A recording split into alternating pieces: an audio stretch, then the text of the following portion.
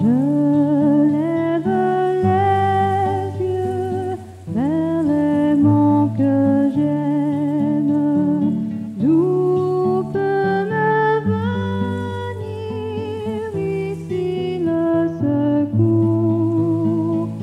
Le secours me vient de l'Éternel. Ésaïe chapitre 50, verset 10. Qui d'entre vous craint l'Éternel, qui écoute la voix de son serviteur? Que celui qui marche dans les ténèbres et qui n'a point de lumière se confie au nom de l'Éternel et qu'il s'appuie sur son Dieu.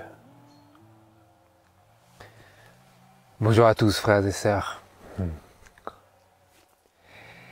L'étude que l'on a eue la semaine dernière, sabbat dernier, était assez prenante, si ce n'est pour vous, au moins pour moi, parce que ce que cela implique d'avoir une réalisation de la croix dans notre vie personnelle de manière tangible et réelle, eh bien, c'est bien plus que tout ce que les théories et l'apprentissage des doctrines peut opérer et créer dans nos cœurs. Et donc pour moi, ce fut et ça a été et c'est encore une réalisation prenante et puisse le Seigneur, par son Saint-Esprit, continuer d'opérer dans nos cœurs aujourd'hui, notamment à travers cette méditation que je vous propose aujourd'hui et qui fait directement suite à ce que nous avions contemplé la semaine dernière vis-à-vis de cette réalisation que nous faisons en tant que disciples du Seigneur Jésus. Lorsque nous sommes déterminés et que nous choisissons délibérément de marcher dans les pas de ceux qui ont servi le Seigneur, de ses premiers disciples. Parce que nous aussi, si nous suivons cette trajectoire sur laquelle ils se sont lancés en livrant leur vie, en donnant leur vie à Jésus, en acceptant de devenir ses disciples, ses apôtres. Nous, si nous suivons cette trajectoire-là, eh bien, nous sommes voués, frères et sœurs, à atteindre, ou du moins à viser le même but, à savoir celui que Jésus leur a enseigné, qui n'est autre que la perfection chrétienne. Et donc, nous avons vu que si nous sommes sur cette trajectoire, eh bien, nous allons nous trouver face à face avec des obstacles, et ces obstacles sont notamment nos propres espérances, nos propres attentes, comme nous l'avons vu dans l'exemple de Pierre, qui s'attendait, comme les autres disciples d'ailleurs, à voir Jésus couronné dans sa vie, de son vivant, et dans son pays, en Israël.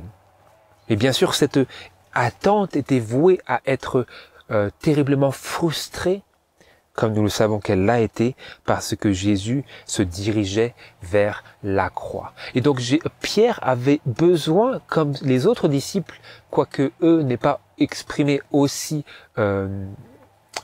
audacieusement ce qui était en eux, Pierre, comme eux, ils avaient besoin d'avoir une réalisation de la croix. Que la vie en tant que serviteur du Seigneur Jésus n'allait pas être toute rose, mais qu'ils allaient se retrouver face à des sérieuses difficultés qui mettraient terriblement à l'épreuve ce qu'ils étaient, ce qui formait la trame de leur pensée quotidienne. Parce que lorsque vous avez une attente aussi grande que celle qu'ils avaient, à savoir de voir Jésus être couronné et de terrasser tout joug étranger, comme d'ailleurs c'était le cas parce que Rome avait le contrôle d'Israël, Israël n'était plus vraiment une nation souveraine, eh bien d'avoir une telle espérance, cela influe le train quotidien de vos pensées, de vos schémas de pensée, tout dirige vers cela. Tout tend à cela à l'intérieur de votre esprit. D'où l'importance d'une réalisation de la croix pour opérer un changement radical de paradigme à l'intérieur du cœur. Parce que lorsque la Bible parle de cœur, nous savons qu'il s'agit bel et bien de la partie affectionnelle, de cette partie cognitive, intellectuelle du cerveau. Et donc, comme je le disais, plus nous déterminons aujourd'hui de marcher sur le sentier de la croix, de cette croix, de la croix que Jésus a appelé ses disciples à porter, si nous déterminons de marcher sur ce sentier, pas sur le sentier de notre propre volonté et de nos propres penchants, avec sous couvert d'un camouflage chrétien, entre guillemets, si nous sommes déterminés comme cela à fouler le sentier consacré par Jésus lui-même, le sentier de la soumission et de l'obéissance, eh bien, si nous sommes déterminés comme cela, plus nous sommes ainsi déterminés, plus nous ferons l'objet des attaques et des tentations de l'ennemi. Et plus nous réaliserons et nous ressentirons notre besoin d'une foi vivante. Parce que plus vous êtes attaqué, plus vous êtes tenté, plus vous avez besoin de foi, plus vous avez besoin que votre foi vous lie à Dieu étroitement. Et nous réalisons cela lorsque nous sommes engagés sur ce chemin et que nous avons fait preuve d'une fervente et ferme détermination. En disant, Seigneur, je vais marcher sur ce sentier, aide-moi. Et bien après cela, le diable va vous envoyer tout ce qu'il a. Parce qu'il voit que vous jouez pour être gagnant. Et il n'aime pas cela. Il n'aime pas cela. Il veut vous faire perdre et il utilisera toutes ses cartes. Et parmi ces cartes dont j'aimerais parler aujourd'hui, il existe une expérience dans la vie du chrétien, et tout particulièrement pour nous, frères et sœurs, en ces derniers jours où nous sommes confrontés à une expérience sans pareille qui nous attend dans le proche futur, celle du temps de détresse de Jacob. Il y a une expérience qui est c'est une expérience d'obscurité. Une expérience d'obscurité dans la vie du chrétien. Comme nous l'avions vu dans notre lecture biblique, nous y reviendrons plus tard. Et j'aimerais diriger notre attention vers un exemple dans la parole de Dieu d'une telle expérience, d'un tel ressenti d'obscurité spirituelle dans la vie d'une personne qui est indéniablement un croyant, un chrétien. Vous allez dans le livre de Job, au verset 7 à 11, nous discernons ici une expérience que fait Job dans son affliction. Il dit, verset 7, « Voici, je crie à la violence et on ne me répond pas. Je crie au secours et il n'y a point de justice. Il a fermé mon chemin et je ne puis passer. Il a mis des ténèbres sur mes sentiers. Il m'a dépouillé de ma gloire, il a ôté la couronne de ma tête, il m'a détruit de tous côtés et je m'en vais. Il a arraché comme un arbre mon espérance. Il a allumé sa colère contre moi et il m'a tenu pour l'un de ses ennemis. » Chapitre 23, verset 3. On poursuit ces mêmes sentiments intérieurs. Chapitre 23, verset 3, pardon. Oh, si je savais où le trouver, j'irais jusqu'à son trône, j'exposerais ma cause devant lui, et je remplirais ma bouche de preuves. Je saurais ce qu'il me répondrait, et je comprendrais ce qu'il me dirait, s'il savait où le trouver. Mais il semble qu'il ne sait pas. Verset 8. Voici, si je vais à l'Orient, il n'y est pas. Si je vais à l'Occident, je ne le découvre pas. Voilà l'expérience de quelqu'un qui connaît le Seigneur, mais qui traverse une impasse d'obscurité. Notez bien mes paroles, frères et sœurs. C'est important que l'on puisse relever que c'est bel et bien l'expérience qui est ici décrite dans ses propres paroles. Je cite, il dit « Il a mis des ténèbres sur mes sentiers. Il a allumé sa colère contre moi et il m'a tenu pour l'un de ses ennemis. » Donc Job avait ici l'impression que Dieu le considérait comme un ennemi, que Dieu était maintenant devenu son ennemi. Il avait ce sentiment, notez bien le mot, ce sont des sentiments, des émotions. Il avait ce sentiment, cette impression qui le poussait à exclamer « Il a mis des ténèbres sur mes sentiers ». C'était le sentiment, l'impression, l'émotion intérieure, forte, qui le faisait déclarer cela. Des ténèbres sur mes sentiers. Job traversait une expérience d'obscurité. Mais ces impressions-là, ces impressions que nous sommes, auxquelles nous sommes nous-mêmes en proie, d'avoir cette impression que Dieu est devenu soudain notre ennemi, que Dieu a mis des ténèbres sur nos sentiers, comme il l'exprimait lui-même, comme Job l'exprimait lui-même. Il a fait cela. Il a allumé sa colère contre moi. Il n'est plus content de moi. C'était en substance ce qu'il disait. Il ne prend plus plaisir à moi. C'était ce que Job ressentait. Mais il faisait du va-et-vient dans ses expressions, c'est ce que nous lisons sans cesse dans ses paroles, où d'un côté il exprime ce qu'il ressent, et d'un autre côté il dit que Dieu est juste. Dieu sait ce qu'il fait. Je sais que, comme je le lis au chapitre 23,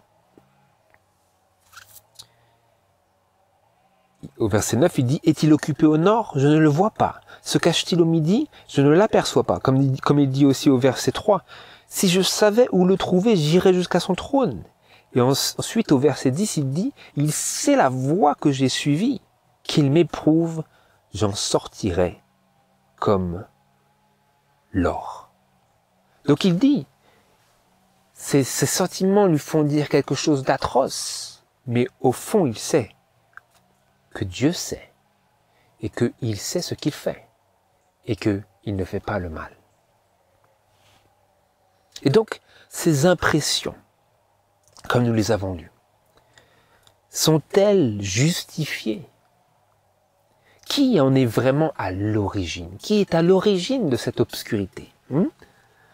Avez-vous fait l'expression, avez-vous fait l'expérience de vous retrouver soudainement dans une pénombre spirituelle que vous n'arrivez pas à expliquer, et vous seriez tenté de dire les mêmes genres de choses que Job a dites? J'aimerais qu'on puisse, pour clarifier cela, se tourner vers la citation du livre La foi et les œuvres, à la page 36 et paragraphe 2. C'est la pagination qui se trouve dans le PDF de la version, la traduction indépendante française. Et ça se trouve dans l'original Faith and Works à la page 60 et au paragraphe 3. Je lis. Nous avons besoin de nous approcher toujours plus de Dieu. Pourquoi nos cœurs ont-ils été si insensibles à l'amour de Dieu? Pourquoi avons-nous prononcé des jugements si sévères contre notre Père céleste? D'après la lumière que le Seigneur m'a donnée, je sais que Satan a déformé notre Dieu de toutes les façons possibles. Revenons en avant, nous lisions, pourquoi avons-nous prononcé des jugements si sévères contre notre Père céleste? N'est-ce pas ce que Job faisait? N'est-ce pas ce qu'il déclarait? Ne prononçait-il pas des jugements sévères contre son Père, notre Père céleste, contre Dieu, en disant cela, que il était devenu comme un ennemi, qu'il avait allumé sa colère contre lui? Je relis, d'après la lumière que le Seigneur m'a donnée, dit la servante, la messagère du Seigneur, je sais que Satan a déformé notre Dieu de toutes les façons possibles. Satan a jeté son ombre infernale en travers de notre chemin, pour que nous ne percevions pas notre Dieu comme un Dieu de miséricorde, de compassion et de vérité. C'est la raison pour laquelle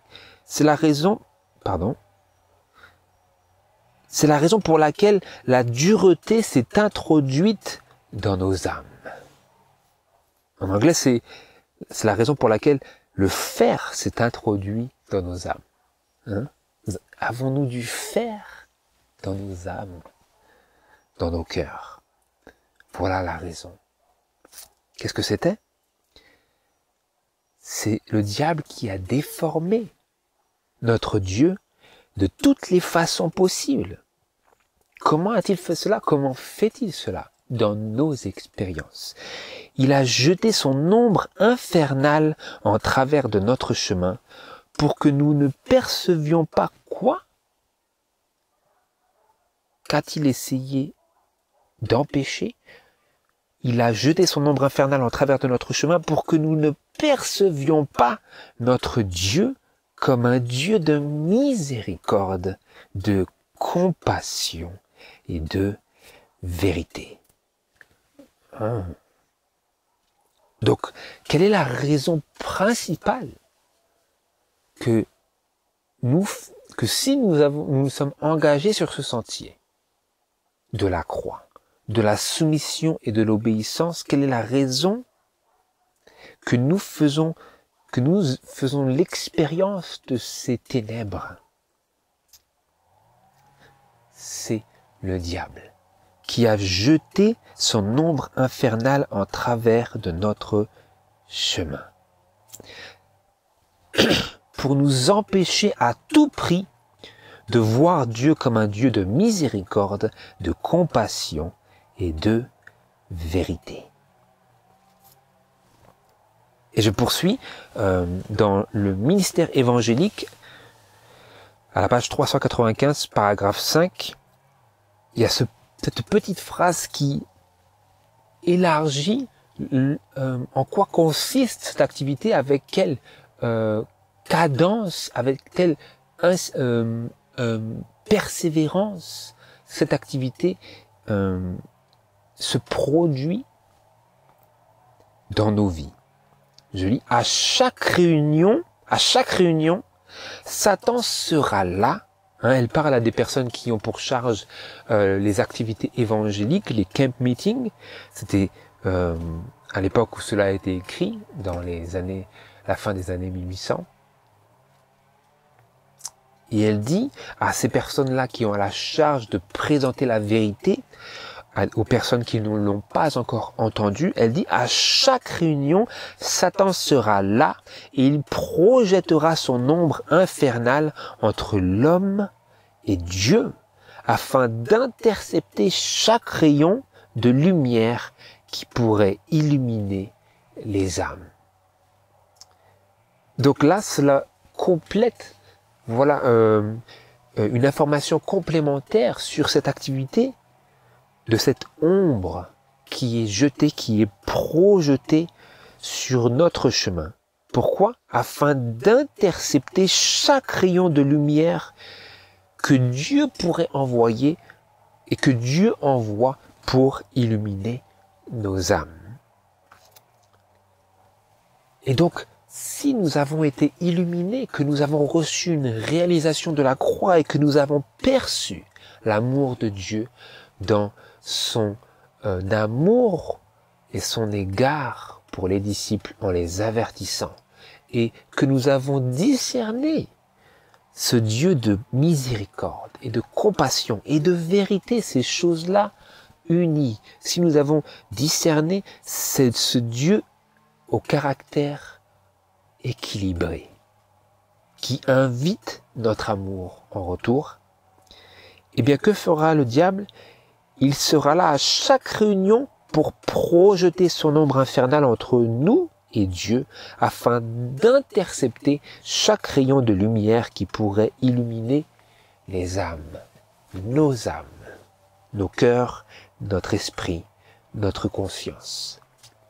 Et donc si, à la suite d'une merveilleuse illumination de nos esprits, nous nous retrouvons de manière presque complètement inattendue, plongés dans une telle obscurité, eh bien, la faute, nous discernons ici que la faute n'est pas en Dieu, mais qu'elle est du côté du diable. Et donc, que Dieu ne nous a pas abandonnés. Que cette obscurité n'est pas une raison, n'est pas une preuve qu'il a, comme Job le disait, allumé sa colère contre moi. Ce n'est pas une preuve que Dieu a mis des ténèbres sur mes sentiers. Parce que nous venons de lire dans l'inspiration, qui a mis ces ténèbres-là? C'est Satan qui projette son ombre infernale entre l'homme et Dieu. Mais que veut faire Dieu? Dieu veut envoyer ces rayons de lumière pour illuminer nos âmes. Il se peut que ces rayons de lumière comprennent et consistent en des réprimandes, mais lorsque Dieu expose nos fautes, expose nos travers et nos péchés, ce n'est pas pour nous condamner, c'est pour nous restaurer. Donc, l'activité du diable, c'est de condamner et d'accabler, de déprimer. Mais Dieu veut illuminer pour guérir, restaurer et nous élever. Dieu veut nous élever, le diable veut nous rabaisser. Donc, maintenant nous commençons à discerner qu'il n'y a pas lieu à nourrir ces impressions que Job a exprimées. Et elles sont couchées sur le papier d'inspiration, ces paroles de Job, pour que nous recevions une aide lorsque nous sommes dans ces profonds sentiments de désespoir. Mais pas pour justifier ces impressions, mais pour diriger notre activité mentale par laquelle nous cherchons pas à pas à revenir à Dieu, à retrouver la lumière. Et ici, j'aimerais quand même, c'est important de bien préciser que nous n'ayons pas l'impression que toute la faute en revient à l'ennemi et que nous ne sommes en aucun cas fautifs dans ces expériences ténébreuses, comme on pourrait les appeler. Et pour cela, j'aimerais qu'on se tourne brièvement vers le passage de 1 Jean chapitre 1, 1 Jean chapitre 1, verset 6. Parce que cette expérience-là que nous découvrons, cette ombre infernale, eh bien cela peut tout à fait vous arriver, nous arriver, même si nous avons marché avec le Seigneur, même si nous sommes efforcés de suivre de très près la volonté du Seigneur, même dans ces circonstances-là, il nous arrivera de faire une expérience comme cela. Mais il y a d'autres moyens par lesquels l'ennemi projette cette ombre infernale et nous voulons brièvement les contempler pour bien aussi réaliser que des fois la faute est à nous. La faute est en nous. 1 Jean chapitre 1 verset 6. Si nous disons que nous sommes en communion avec lui et que nous marchions dans les ténèbres, nous mentons et nous n'agissons pas selon la vérité. Et pour compléter cela, on lit au chapitre 2, verset 4, « Celui qui dit « Je l'ai connu », ou en d'autres termes, celui qui dit « Je suis dans la lumière » et qui ne garde point ses commandements est un menteur, et la vérité n'est point en lui. Et je reviens, chapitre 1, verset 7. « Mais si nous marchons dans la lumière, comme il est lui-même dans la lumière, nous sommes en communion les uns avec les autres, et le sang de son Fils, Jésus-Christ, nous purifie de tout péché. » Donc si nous ne marchons pas selon la vérité, si nous ne gardons pas ses commandements, si nous ne suivons pas de près sa volonté, si nous nous égarons dans quelques détails que ce soit de sa sainte volonté, eh bien, nous attirerons sur nous les ténèbres. Et donc ces ténèbres-là, quoique nous ayons été tentés dans ces choses par l'ennemi, parce qu'il n'y a que lui qui tente, eh bien, nous y avons aussi participé. Nous y avons participé, mais ce n'est pas la volonté de Dieu que nous y restions. Donc cela revient tout de même au même exercice que nous allons poursuivre vis-à-vis de ce que nous devons faire avec cette obscurité. Donc il se peut que nous ne soyons pas vraiment coupables, ou il se peut que nous l'ayons fait venir sur nous, nous ayons invité cette obscurité. Et le résultat, dans les deux cas, est le même, nous sommes dans l'obscurité. Pour le cas de Job, il ne sentait pas, lui, qu'il y ait une quelconque raison qui justifie qu'il fût plongé dans de telles ténèbres. Donc Job était véritablement, comme Dieu le dit, un homme juste, mais il avait aussi ses problèmes. Et donc, le fait que nous ayons fait le bien, pour ainsi dire, que nous ayons suivi de très près la volonté de Dieu, ne veut pas dire que cette expérience n'est pas orchestrée par Dieu pour nous pousser à sonder nos cœurs. Dans les deux cas, c'est le but de Dieu, il veut nous purifier. Parce qu'il y a encore des scories. S'il n'y avait pas de scories, si nous étions purs et parfaits, généralement, Dieu nous aurait amenés tranquillement à notre tombe. Mais si ce n'est pas le cas, eh bien nous traverserons des épreuves que nous ayons l'impression de les avoir méritées ou pas.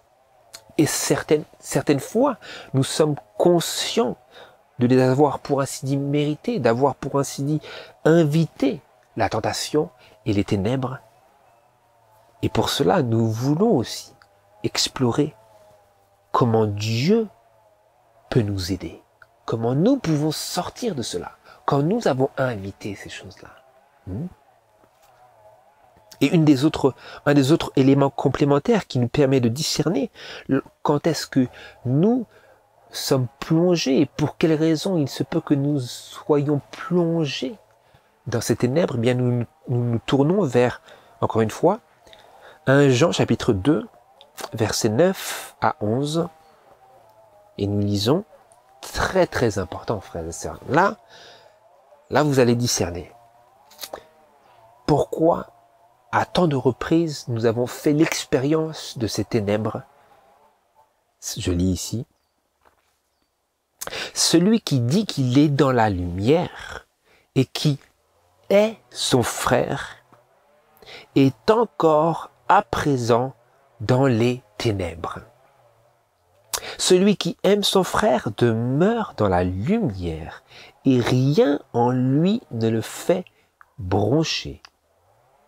Mais celui qui est son frère est dans les ténèbres et marche dans les ténèbres et il ne sait où il va parce que les ténèbres ont aveuglé ses yeux. Là, vous avez vraiment des ténèbres profondes ou qui sont vraiment décourageantes. Mais ce découragement, vous verrez, est le résultat d'avoir haï notre frère. Comme je le lis ici, celui qui est son frère est dans les ténèbres et marche dans les ténèbres et il ne sait où il va parce que les ténèbres ont quoi? Aveuglé ses yeux.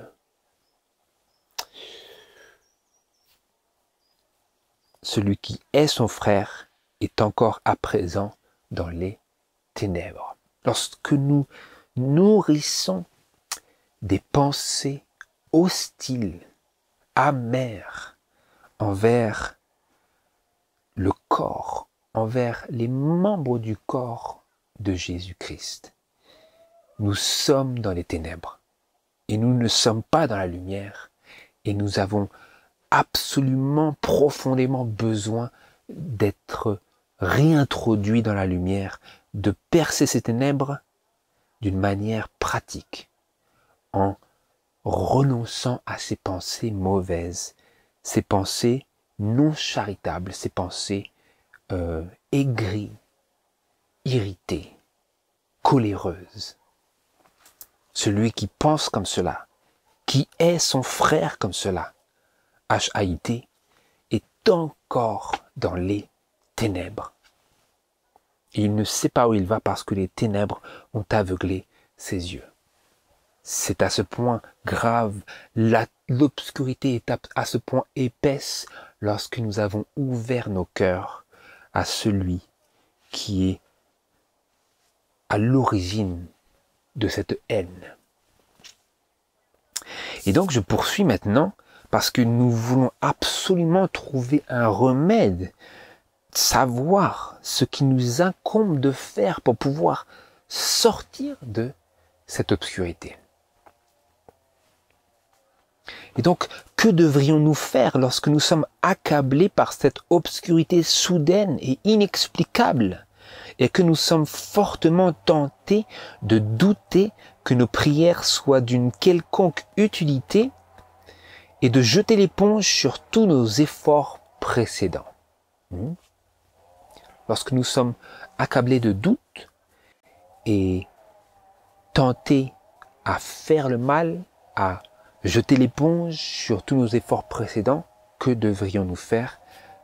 Que sommes-nous appelés à faire? Et donc, nous sommes dirigés vers notre lecture biblique. Notre lecture biblique dans Ésaïe chapitre 50 et verset 10. Ésaïe chapitre 50 et verset 10. Qui d'entre vous craint l'Éternel? Qui écoute la voix de son serviteur? Que celui qui marche dans les ténèbres et qui n'a point de lumière se confie au nom de l'Éternel et qu'il s'appuie sur son Dieu.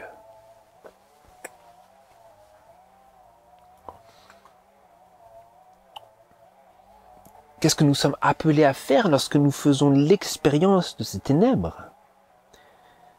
Mais que nous sommes quelqu'un qui craint l'Éternel et qui écoute la voix de son serviteur, la voix de Jésus.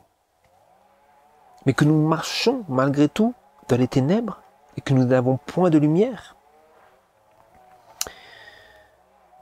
Eh bien, en dépit de l'obscurité oppressante et déprimante qui semble s'emparer de chaque fibre de notre âme, nous devrions nous confier en Dieu et nous appuyer sur lui. Nous appuyer comment? Nous appuyer par la foi. Nous confier en qui? Au nom de l'Éternel. Quel est son nom?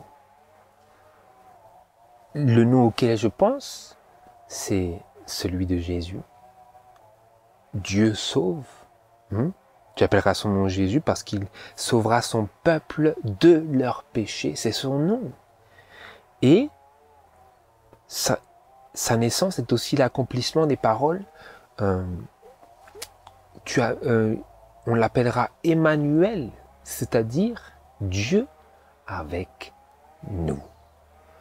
Donc, lorsque nous nous sentons abandonnés, lorsque nous sommes dans les ténèbres et que nous n'avons point de lumière, quand bien même nous faisons profession, nous croyons en ce Dieu, eh bien, il nous faut nous confier au nom de l'Éternel, au nom du Seigneur, au nom de ce Dieu, et nous appuyer sur ce Dieu-là dont nous connaissons le nom.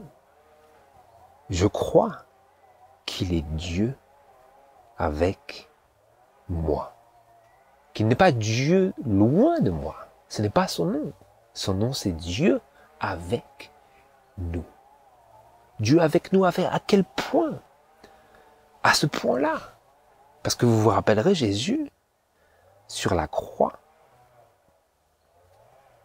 dans le psaume 22, il se sentait lui aussi séparé de Dieu, n'est-ce pas?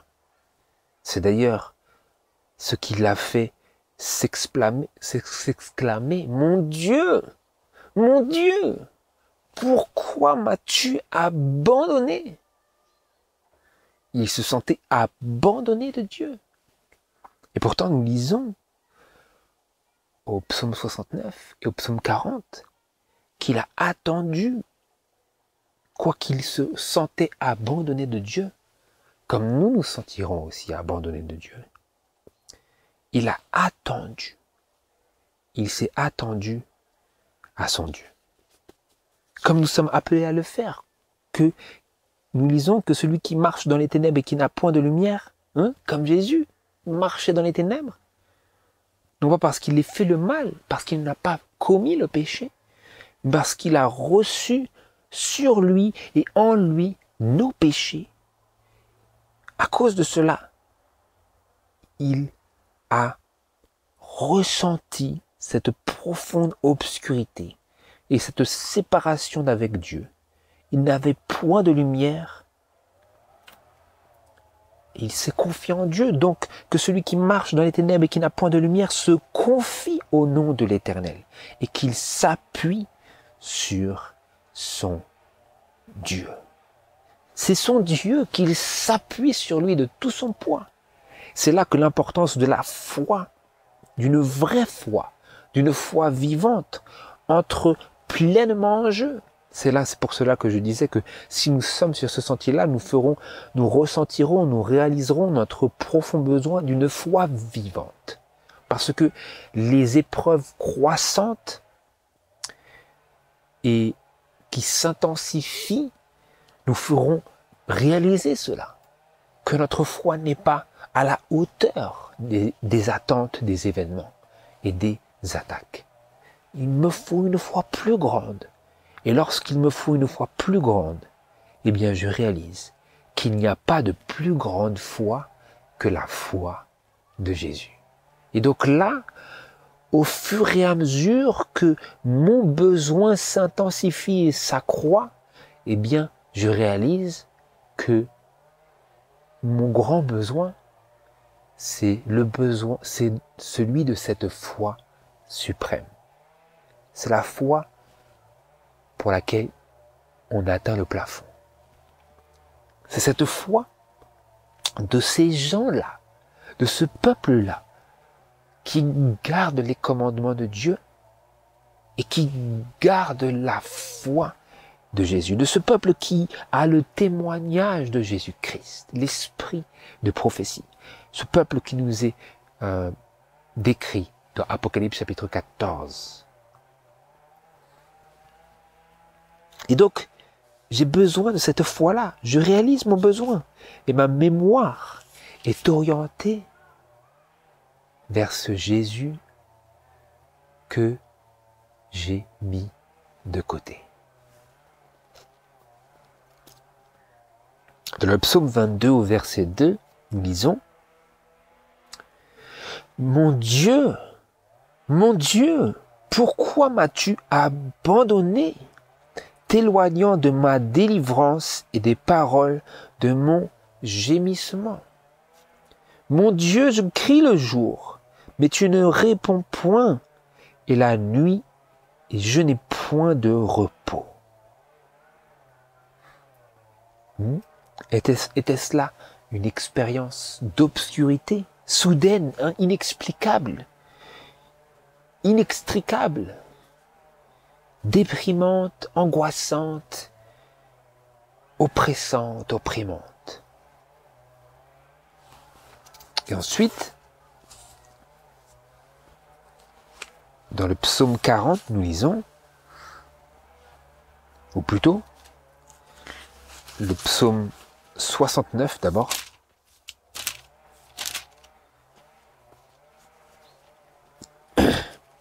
Lorsqu'il faisait cette expérience, lorsque Jésus faisait cette expérience, il disait « Sauve-moi, ô Dieu, car les eaux ont atteint ma vie. Je suis plongé dans un bourbier profond où je ne puis prendre pied. Je suis entré dans l'abîme des eaux et les flots m'ont submergé. Je suis las de crier. Ma gorge est desséchée. Mes yeux se consument à attendre mon Dieu. »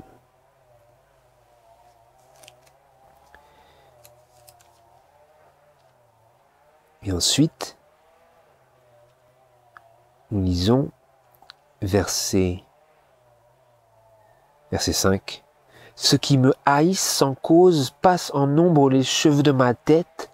Ceux qui m'attaquent et qui sont mes ennemis sans sujet se renforcent.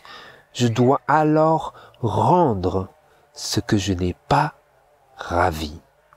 Ô Dieu, tu connais ma folie et mes fautes ne te sont point cachées. Que ceux qui s'attendent à toi ne soient pas honteux à cause de moi, Seigneur éternel des armées. Que ceux qui te cherchent ne soient pas confus à mon sujet, ô Dieu d'Israël. » Vous voyez pour qui il faisait cela? Vous voyez pour qui il souffrait cela? Il pensait à vous et moi. Il disait, dans sa souffrance, dans son angoisse, dans son sentiment de séparation, il pensait à moi, à toi. Il disait que ceux qui s'attendent à toi, Seigneur, ne soient pas honteux à cause de moi. Que ceux qui te cherchent ne soient pas confus à mon sujet. Au psaume 40, au verset 2, Jésus disait, « J'ai patiemment attendu l'Éternel. Il s'est incliné vers moi. Il a entendu mes cris. Il m'a fait remonter de la fosse de destruction, du bourbier fangueux. Il a posé mes pieds sur le roc, il a affermi mes pas, et il a mis dans ma bouche un nouveau chant de louange à notre Dieu. Plusieurs le verront et auront de la crainte et se confieront en l'Éternel. Heureux l'homme qui place en l'Éternel sa confiance et ne se tourne pas vers les orgueilleux, vers ceux qui s'adonnent au mensonge. Donc lorsque nous le verrons, lorsque nous verrons Jésus, lorsque nous verrons cet exemple-là, nous aurons de la crainte, de l'amour pour Dieu, et nous nous confierons en l'Éternel.